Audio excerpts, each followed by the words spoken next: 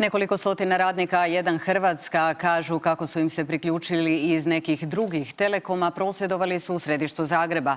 Poručili su da žele veće plaće u skladu s porastom troškova života i kolektivni ugovor.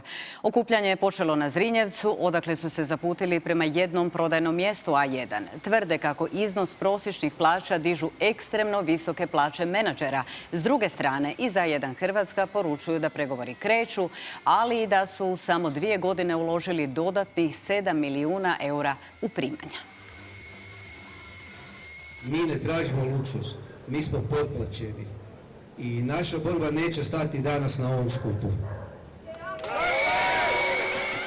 Svim zaposlenicima ove su godine povećana primanja za najmanje 133 eura mjesečno, a od iduće će godine to biti 160 eura. Uprava A1 odavno je spremna potpisati kolektivni ugovor i poziva HST da potpiše izjavu o povjerljivosti osjetljivih podataka koji će im biti dostupni u pregovorima i da se vrate pregovorima u dobroj vjeri i na korist svih zaposlenika A1 Hrvatska.